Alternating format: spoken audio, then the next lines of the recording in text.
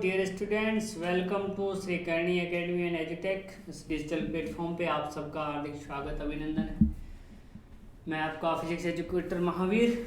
चलिए बच्चों, तो हम लोग ऊष्मागतिकी पढ़ रहे थे और ऊष्मागतिकी का जो लास्ट पार्ट था वहाँ पर मैंने अलग अलग प्रोसेस के बारे में आपको बताया था कि आइसोथर्मल यानी समतापीय प्रक्रम क्या होता है, रुद्धोष्म प्रक्रम क्या होता है, समायतनिक प्रक्रम क्या होता है, समदाबीय प्रक्रम क्या होता है, चक्रीय प्रक्रम क्या होता है। इन सब के बारे में हमने जानकारी ली थी और देखा था कि किस में कितना कार्य होता है, आंतरिक ऊर्जा में परिवर्तन क्या होता है, किसका ग्राफ कैसा होता है, किसकी ढाल क्या होती है, कौन सी ढाल में क्या संबंध होते हैं, ये सारी चीज़ें हमने देख ली थी। आज हम लोग देखने वाले हैं ऊष्मागतिकी का पार्ट 7 और इसमें हम स्टडी करेंगे ऊष्मा इंजन की। हीट इंजन जिसे कहा जाता है, क्या कहा जाता है? Heat engine. तो अपने नोट्स वगैरह आप ले लीजिए और पास में बैठ जाइए, है ना, कि नोट्स बहुत ज़रूरी है आप लोगों के लिए।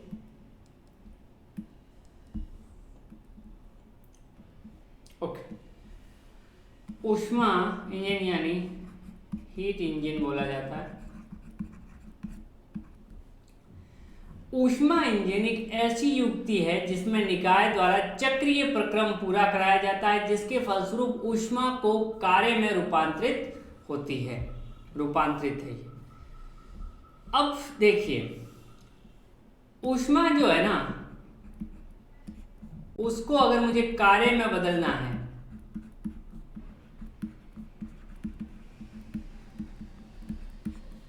तो कोई ना कोई डिवाइस की जरूरत पड़ेगी, मुझे कुछ ना कुछ उपकरण चाहिए होगा।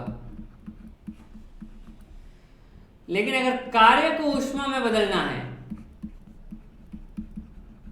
तो काफी इजी प्रोसेस है, लेकिन ऊष्मा को कार्य में बदलना बहुत मुश्किल है। इसके लिए आपको कुछ ना कुछ प्रोसेस यूज करना पड़ेगा, कुछ ना कुछ इक्विपमेंट लगाना पड़ेगा, लेकिन कार्य का ऊष्मा में परिवर्तन संभव है। फॉर एग्जाम्पल, ये दोनों हाथ अगर मैं इनको ऐसे रगड़ रहा हूं, आप देखोगे मैं कुछ कार्य कर रहा हूं मैकेनिकली यहाँ पर काफी देर तक, और देख रहा हूं कि हाथ गर्म हो गए। सर्दी है तो हम लोग ये नॉर्मली इस चीज को करते आते हैं सर्दियों में। तो आप देख रहे हो कि ऐसे कार्य किया, ऊष्मा बन गई, है ना। बाकी भी आप देख सकते हो, दो पत्थर को भी काफी देर तक रगड़ोगे तो आप देखोगे वो गर्म हो जाते हैं। जहाँ पे भी फ्रिक्शन होता है, कार्य होता है, वहां पर क्या होता है, ये ऊष्मा में बदल जाता है। बट ऐसा नहीं कि इन दोनों हाथों को तवे पे गर्म करूं, काफी देर ये रगड़ना शुरू हो जाए आपस में, कि कार्य शुरू हो जाए, ये आगे पीछे चलना शुरू हो जाए। नहीं, ये पॉसिबल नहीं। एक टायर काफी देर तक चलेगा तो वो गर्म हो जाएगा, पर एक टायर को ऐसे रख के गर्म करो तो वो चलना शुरू हो जाएगा, इसकी कोई गारंटी नहीं है, वो नहीं चलेगा। यानी ऊष्मा से कार्य में जो हमें कन्वर्जन है वो मुश्किल है, तो उसके लिए कोई उपकरण चाहिए। और वो उपकरण क्या है? वही तो इंजन का काम होता है। वही क्या करता है? इंजन जो होता है वो यही काम करता है। ऊष्मा इंजन क्या करता है? जिसके फलस्वरूप ऊष्मा कार्य में रूपांतरित होती है। तो ऊष्मा इंजन का क्या काम है? ऊष्मा को कार्य में रूपांतरित करना। अब इसको समझते हैं कि होता क्या है, इसकी थोड़ी जो है वर्किंग वगैरह देखते हैं। तो इसमें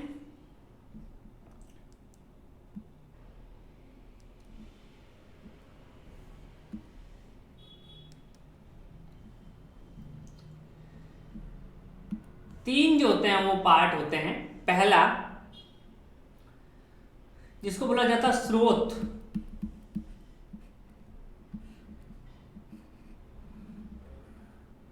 ठीक है, इसका तापमान होता है T1, ठीक है। यहां पर एक होता है कार्यकारी पदार्थ।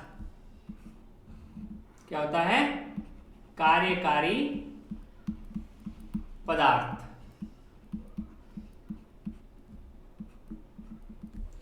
और यहां होता है सिंक, इसको बोला जाता है सिंक। कार्यकारी पदार्थ जो होता है वो स्रोत से ऊष्मा लेता है Q1। स्रोत का तापमान बहुत ज्यादा होता है, T1 बहुत ज्यादा होता है। T1 का तापमान बहुत ज्यादा होता है तो इससे कितनी भी ऊष्मा आप ले लो इसके तापमान में फर्क नहीं आता। यानी स्रोत जो है वो एक तरह से समुंदर है ऊष्मा का, कि उसमें से आप थोड़ी सी ऊष्मा ले लोगे तो उसके तापमान में कोई फर्क नहीं आएगा। इस समुंदर में से 2 लोटे पानी निकाले, 10 बाल्टी पानी निकाले, एक टैंकर भी 10 टैंकर पानी निकाल दे तो क्या उसका लेवल कम हो जाएगा? नहीं होगा, वो वैसा ही रहेगा सेम। इससे कितनी भी हीट ले लो स्रोत का तापमान नहीं बदलता, वो T1 ही रहता है। ये कार्यकारी पदार्थ यहाँ से Q1 हीट ले लेता है और वो Q1 हीट से कुछ कार्य कर देता है। यहाँ पर जो डिवाइस लगी होती है कार्यकारी पदार्थ के साथ वही होती है इंजन।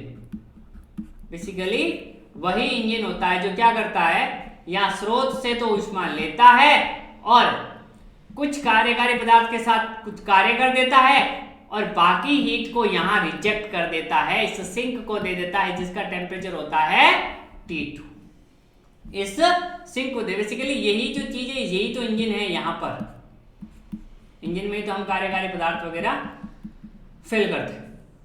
तो यहाँ पर ये कुछ ना कुछ हीट लेता है यहाँ पर इंजन, और इससे ये कार्यकारी पदार्थ जो होता है वो गर्म होता है, जो कुछ ना कुछ वर्क करता है।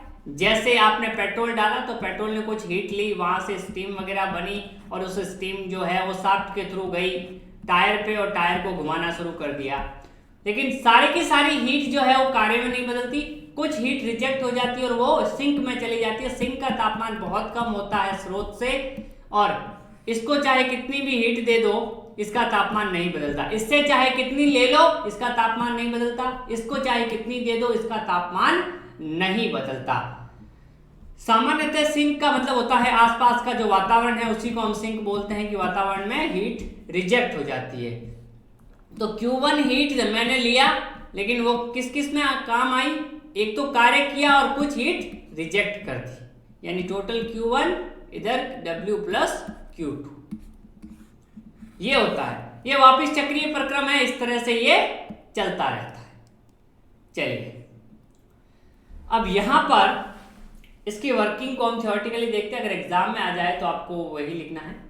इसमें एक कार्यकारी पदार्थ होता है, उदाहरणतः किसी गैसोलीन अथवा डीजल इंजन में ईंधन वाष्प तथा वायु का मिश्रण, अथवा भाप इंजन में भाप कार्यकारी पदार्थ है। यानी भाप इंजन और ये अपने डीजल इंजन है, पेट्रोल इंजन है, ये अलग अलग टाइप्स के इंजन होते हैं। इन सब में जैसे डीजल इंजन वगैरह में क्या होता है, डीजल और ये आपका क्या हो जाएगा, एयर का जो है वेपर दोनों का मिक्सर जो होगा वो काम करेगा। और भाप इंजन जो है इसमें भाप जो है वो कार्यकारी पदार्थ के रूप में काम करता है। चलिए साहब, 2 तरह के इंजन होते हैं, इंटरनल कंबंशन और एक्सटर्नल कंबंशन।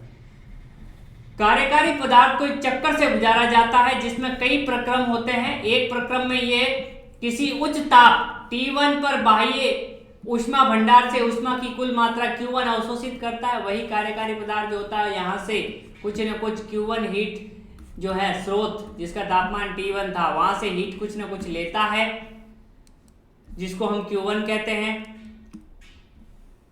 चक्कर के द्वितीय प्रक्रम में कार्यकारी पदार्थ किसी अपेक्षाकृत कम ताप T2 के बाह्य ऊष्मा भंडार को कुल मात्रा Q2 मुक्त करता है। यानी यहां से ये Q1 लेता है और फिर ये Q2 यहां देता है। यहां से Q1 लिया, यहां Q2 लिया, Q2 दिया तो वर्क कितना कर दिया, Q1 माइनस Q2। इसका जो अंतर आएगा वो किसमें कन्वर्ट हो जाएगा, कार्य में। इसका तापमान होता है T2, इसका तापमान होता है 1, इसको बोला जाता है स्रोत, इसको बोला जाता है सिंक।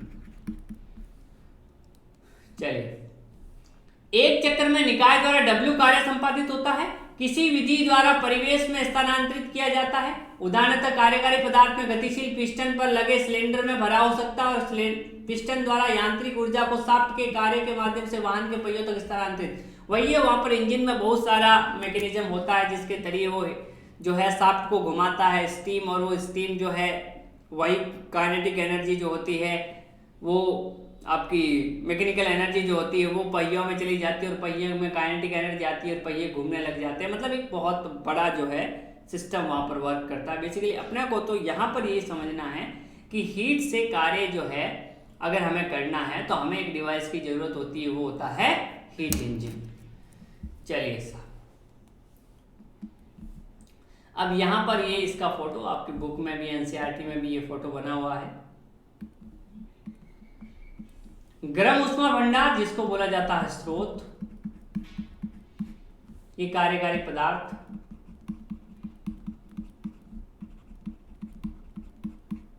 वर्किंग सब्सटेंस बोला जाता है। Q1 हीट लेता है, यहाँ से Q2 देता है, ठंडा भंडार होता है ये, इसका तापमान T2 होता है। ऊष्मा इंजन का योजनाबद्ध नियंत्रण है। ऊष्मा इंजन दाब T1 पर गर्म ऊष्मा भंडार से Q1 ऊष्मा ग्रहण करता है और T2 पर Q2 मुक्त करता है और परिवेश में Q कार्य प्रदान करता है। बेसिकली यहीं पे इंजन का वर्क होता है ना, यही इंजन का वर्क। ठीक है, चलिए अब यहां पर आता है दक्षता। ये बहुत इंपॉर्टेंट, ऊष्मीय इंजन की दक्षता। ऊष्मीय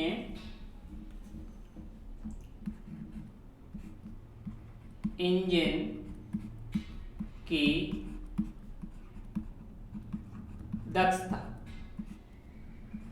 इसको बोला जाता है एफिशिएंसी।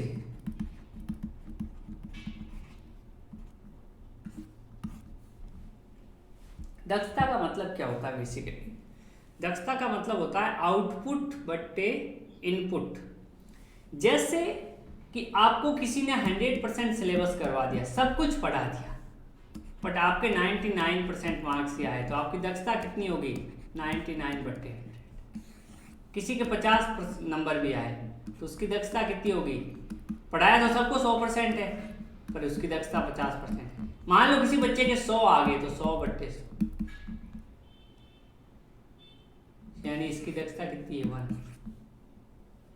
समझ गए?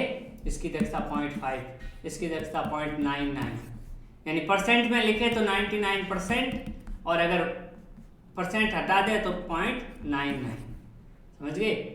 यहाँ पर ये 1 में से है, यहाँ पर ये 100 में से, 100 में से 99 और 1 में से करें तो 0.99। तो ये दक्षता हो गई। अब हीट इंजन में भी यही होता है। हीट इंजन में दक्षता को समझने के लिए हम देखते हैं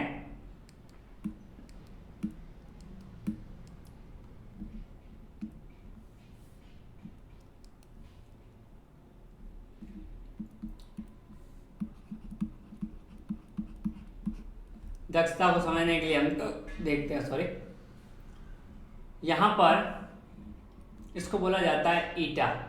दक्षता को क्या बोला जाता है? ईटा।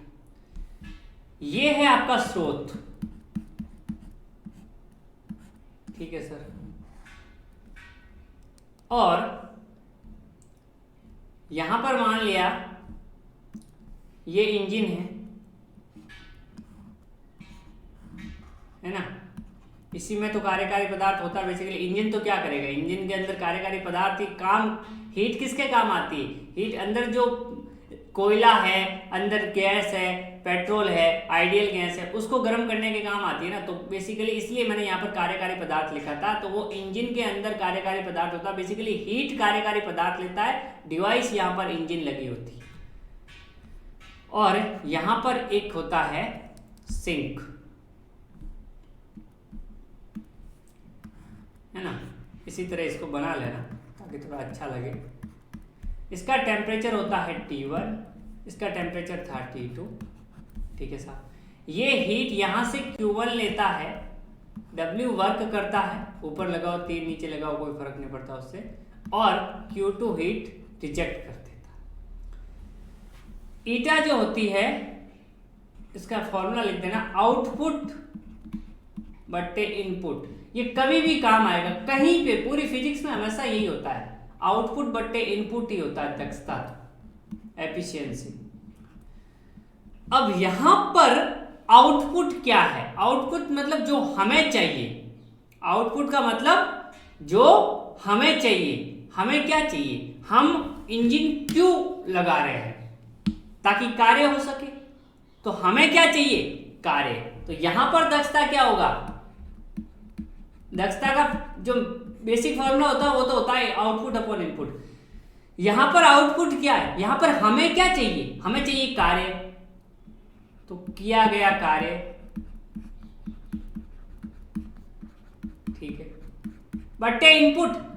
हमने क्या इनपुट दिया, हमने क्या ऐसा दिया ताकि इस पे पास कार्य हो जाए, तो बट्टे दी गई ऊष्मा। ठीक है साहब,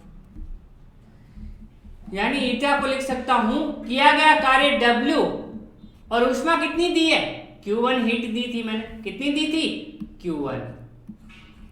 तो ये होती है दक्षता। एक तो फॉर्मूला ये,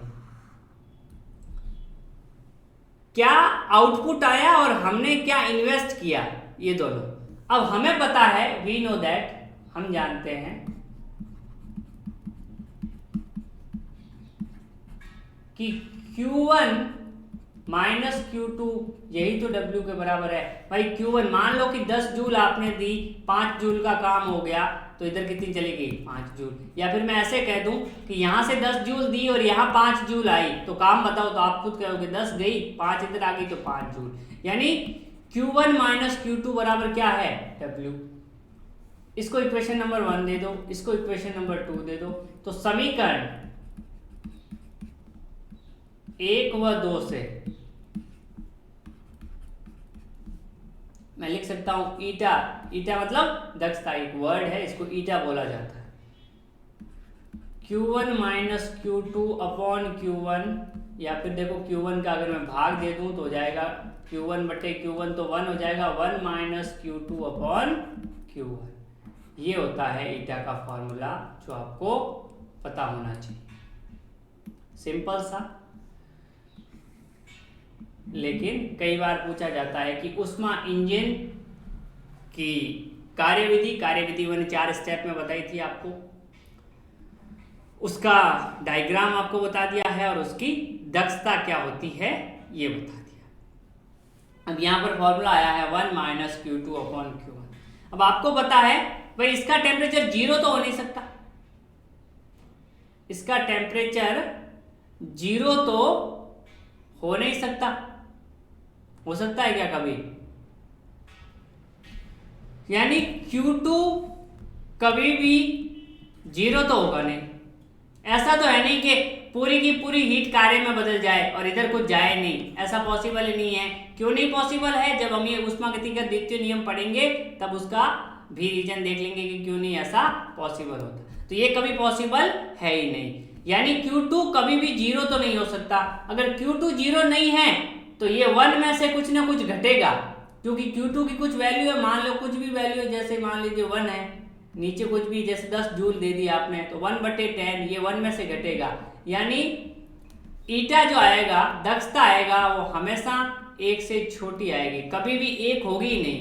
यानी ईटा ऑलवेज लेस देन 100%। ऐसा नहीं है 100% का मतलब आपने Q1 दिया, पूरा का पूरा वर्क में कन्वर्ट होगा, इधर कुछ गया ही नहीं, ऐसा पॉसिबल नहीं होगा। कुछ ना कुछ हीट का लॉस जरूर होगा। ये हमने पढ़ लिया दक्षता के बारे में, ठीक है। तो दक्षता का ये फॉर्मूला आपको अच्छे से ध्यान होना चाहिए। सवाल इस पे एक छोटा सा देख लेते हैं, बिल्कुल कोई खास पूछे नहीं जाते दक्षता के।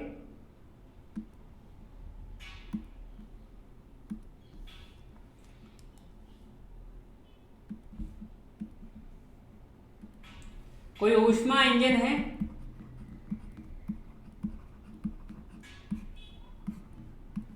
स्रोत से 50 जूल ऊष्मा लेता है तथा 20 जूल ऊष्मा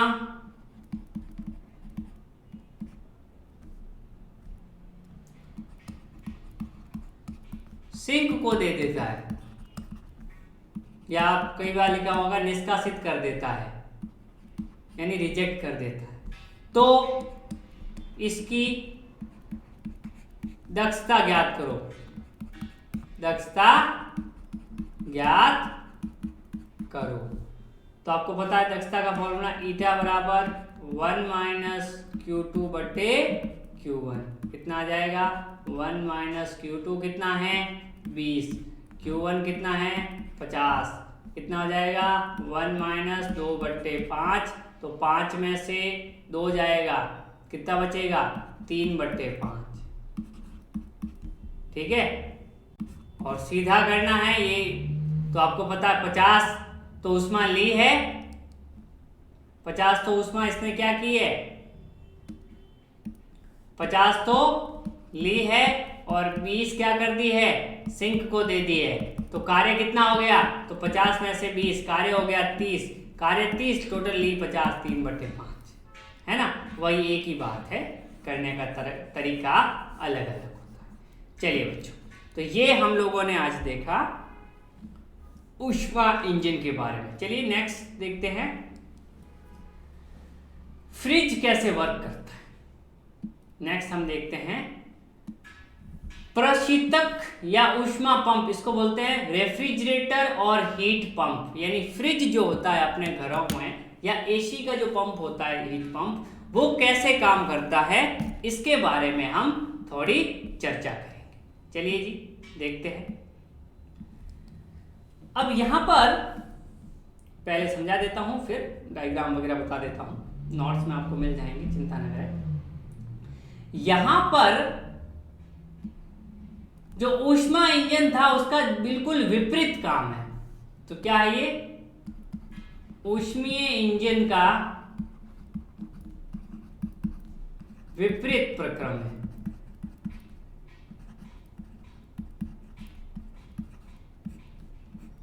उल्टा काम है। ये होता है स्रोत, इसका तापमान T1। अब पहले इंजन था, अब यहां पर फ्रिज है। फ्रिज को प्रशीतक बोलते हैं, ये भी ध्यान रखना, हिंदी में बोला जाता है प्रशीतक। और यहां पर सिंक होता है, ये ठंडा होता है, ये गर्म होता है, पता है आपको, इसका टेम्परेचर T2 होता है। अब इधर में तो यहां हुआ था। अब फ्रिज बेसिकली करता क्या है, फ्रिज चाहता है कि वो हमेशा ठंडा बना रहे। फ्रिज क्या करता है कि हमेशा वो ठंडा ही रहे, यानी इसके अंदर जो भी ऊष्मा होती है उसको वो बाहर फेंकना चाहता है ताकि वो अंदर ठंडा बना रहे।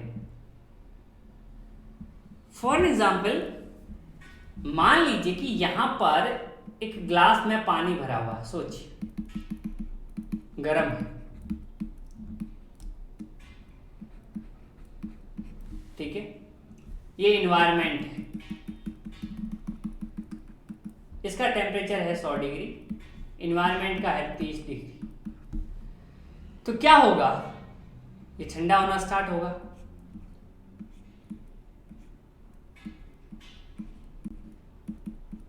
और थोड़ी देर बाद जो है, क्योंकि इन्वायरमेंट बहुत ज्यादा है, तो ये क्या होगा, थोड़ी देर बाद इसका टेम्परेचर भी 30 डिग्री हो जाएगा और फिर ये थर्मल इक्विलिब्रियम में आ जाएगी। भाई ये पानी ठंडा होता होता ऐसा नहीं कि जम जाएगा, जितना वातावरण का तापमान है उसके बराबर हो जाएगा। यानी गर्म से ठंडी वस्तु की ओर ऊष्मा आसानी से प्रवाहित हो सकती है, कोई कार्य की जरूरत नहीं पड़ती, आसानी से प्रवाहित हो सकती है। गर्म से ठंडी की, हीट हमेशा हाई टेम्परेचर से लो टेम्परेचर, यानी उच्च ताप से निम्न ताप। ऐसे कैसे, मान लीजिए कि यहां पर बर्फ है, इसका टेम्परेचर काफी है, 0 डिग्री है भाई साहब, सबको पता है, और यहां पर वातावरण है मान लो 30 डिग्री का है, तो हीट इधर से बर्फ को आएगी, गर्म ये है ना, बर्फ को आएगी और धीरे धीरे बर्फ पिघल के वो भी 30 डिग्री का पानी बन जाएगी, बहुत देर तक पड़ी रहेगी। लेकिन मैं यही कहूं कि इस बर्फ को और ठंडा करना, मतलब इस बर्फ को -2 डिग्री पे लेके जाना है मुझे, 0 पे तो है ही, इसको -2 डिग्री पे लेके जाना है। ये 0 डिग्री पे है, इसको -2 डिग्री पे, या फिर ये कह दूं यहाँ पर 5 डिग्री का पानी है और यहाँ पे 30 डिग्री का एनवायरनमेंट है, तो थोड़ी देर में क्या होगा, ये पानी भी 30 डिग्री का हो जाएगा, 5 डिग्री वाला। कई बार फ्रिज से बोतल निकाल के रखते हैं, थोड़ी देर बाद गर्म हो जाती कि नहीं हो जाती, जितना एनवायरनमेंट का टेम्परेचर होता है उसी टेम्परेचर की गर्म होती है वो, ध्यान देना ये, ठीक है। तो लेकिन मैं कहूं कि इसी 5 डिग्री को बर्फ बना देना है, तो पड़ा पड़ा तो पॉसिबल है नहीं, पड़ा पड़ा तो ये 30 डिग्री हो सकता है, रखा हुआ है, थोड़ी देर बाद गर्म हो सकता है। ठंडे को और ठंडा करना है, इसके लिए हमें करना पड़ता है कार्य, इसके लिए हमें खुद कार्य करना पड़ता है। हीट इंजन में इंजन कार्य कर रहा था, अब हम फ्रिज के केस में फ्रिज जो है वो उल्टा वर्क करना पड़ा, हमें उस सब्सटेंस पे वर्क करना पड़ रहा है। पहले सब्सटेंस के थ्रू वर्क हो रहा था, अब हमें सब्सटेंस पर वर्क करना पड़ रहा है ताकि वो यहां से हीट ले सके। तो ये क्या करता है फ्रिज यहां से हीट लेता है, ठंडे को और ठंडा करता है। मान लो यहां से Q2 हीट लेता है, क्योंकि ठंडे को और ठंडा कर रहा है तो हमें कुछ कार्य करना पड़ रहा है। पिछली बार देखो मैंने तीर के निशान ऐसे बनाए थे, इधर या फिर ऐसे, इस बार मैं कार्य इसके ऊपर कर रहा हूं, देखो यहां पर हमें कुछ कार्य करना पड़ रहा है, और ये दोनों मिला के कुछ हीट जो है वो एनवायरनमेंट को दे देते हैं, यानी बाहर को दे देते हैं, जिससे स्रोत जो है वो क्या हो जाता है, वहां पर हीट ट्रांसफर हो जाती सारी की सारी। तो ठंडे को और ठंडा करना है तो हमें कार्य करना पड़ेगा। चलिए यही काम होता है, यानी हमें कार्य करना पड़ रहा है W इसमें।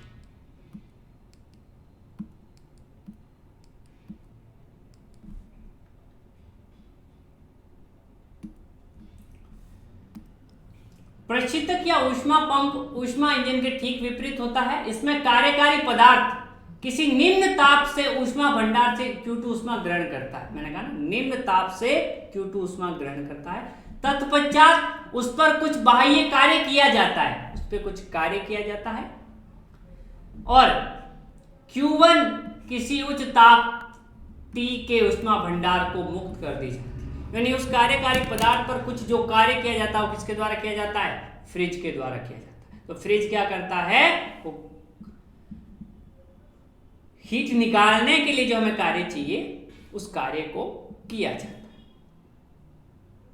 ठीक है, तो ये बात यहां तक क्लियर होनी चाहिए। अब यहां पर गर्म ऊष्मा भंडार T1 T2, तो यहां पर ये मान लेते हैं कि ये फ्रिज का काम है और इसी में कार्यकारी पदार्थ होगा। ठीक है, काम फ्रिज का है। यहां पर जो हम डिवाइस यूज कर रहे हैं कार्य करने के लिए वो फ्रिज यूज कर रहे हैं। तो इसने यहां से Q2 हीट लिया, कुछ कार्य इस पे किया, और ये Q1 यहां पर चली गई, ये फ्रिज। अब पूछा जाता है फ्रिज में दक्षता वर्ड में आके आता है निष्पादन गुणांक। फ्रिज के केस में क्या आता है, निष्पादन गुणांक, इंग्लिश में इसको बोला जाता है COP, ज्यादा यूज किया जाता है फ्रिज के लिए, coefficient of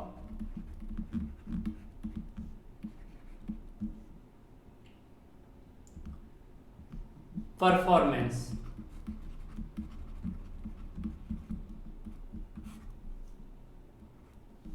coefficient of performance COP होता यही है, आउटपुट बट्टे इनपुट। अब ध्यान दीजिए,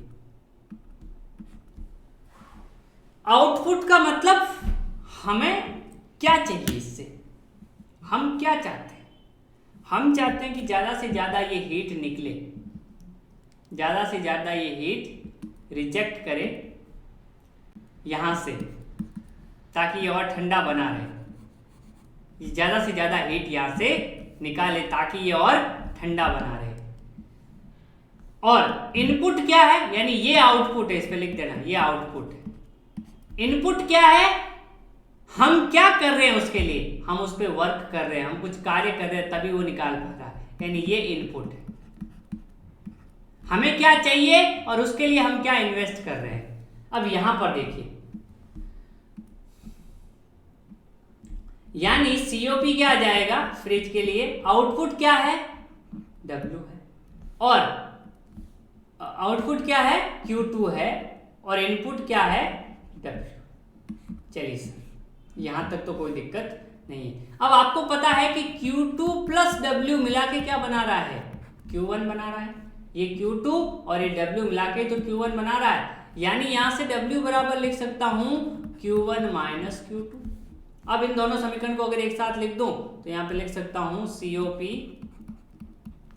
Q2 upon Q1 minus Q2 upon Q1 minus Q2, ये हो जाता है COP का। अब Q1 is not equal to Q2 directly, ऐसा है नहीं कि यहां से हीट Q2 निकली और यहां Q1 चली गई, हमें कुछ वर्क करना ही नहीं पड़ा, इसका मतलब तो ये हुआ।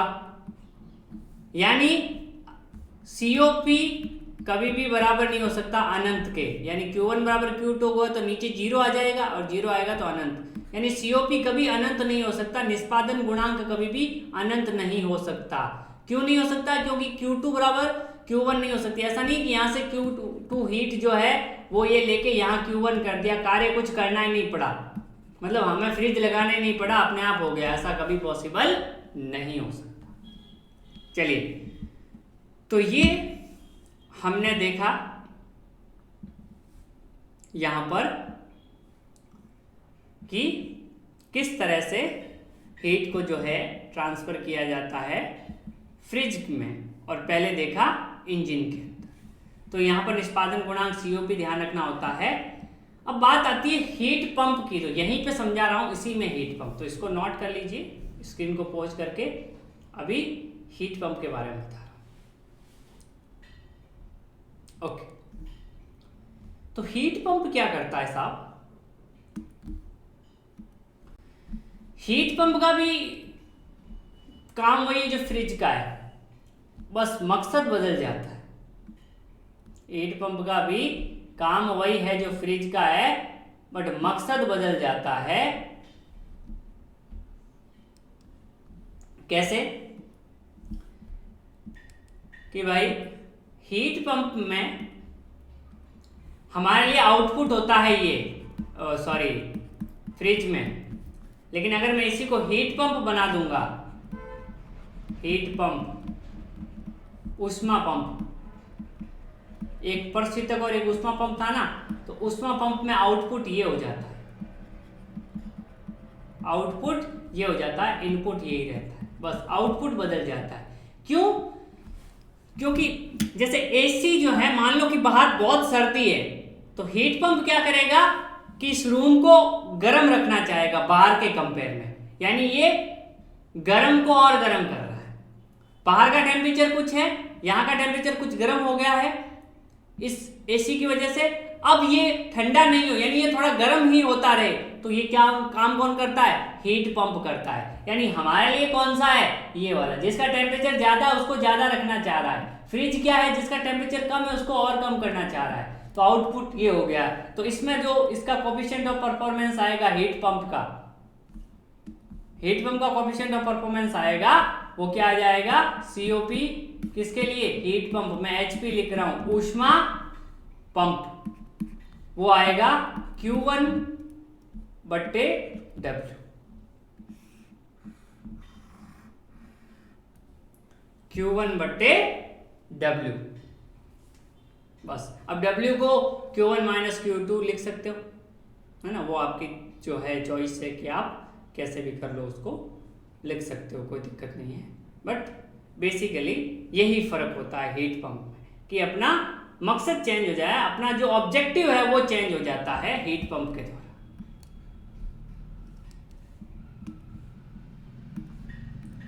तो ये हमने देखा कि अलग अलग डिवाइस जो है वो कैसे वर्क करती है, हीट पंप कैसे वर्क करता है, ऊष्मीय जो आपका इंजन है वो कैसे वर्क करता है, फ्रिज जो है वो कैसे वर्क करता है। तो तीनों चीजें बहुत इंपॉर्टेंट थी। एक तो थी ईटा, दक्षता हीट इंजन के लिए। उसके बाद कोफिशिएंट ऑफ परफॉर्मेंस किसके लिए, फ्रिज के लिए क्या आया था, कौन सा काम था फ्रिज के लिए, ये Q2 अपने काम का था।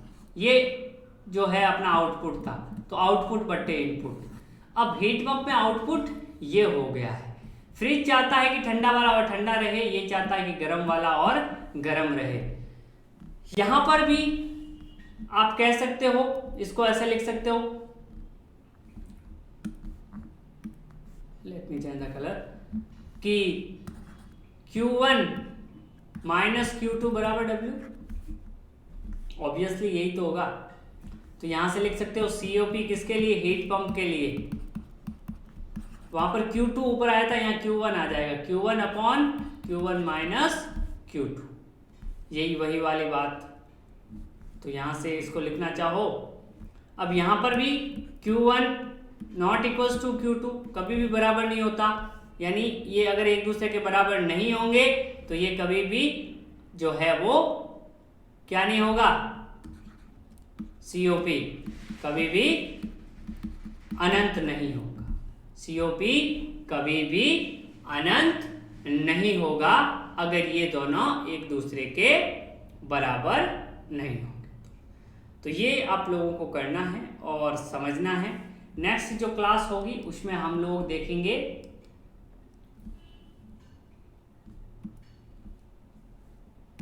ऊष्मागतिकी का द्वितीय नियम, जिसमें केल्विन और प्लांक की जो है वो कथन वगैरह के बारे में चर्चा होगी, और भी काफ़ी चीज़ें होगी।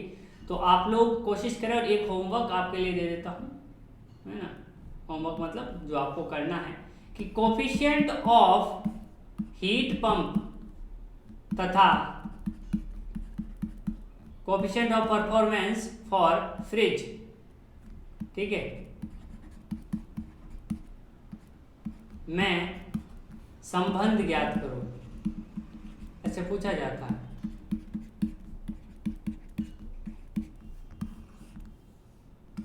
संबंध ज्ञात करो,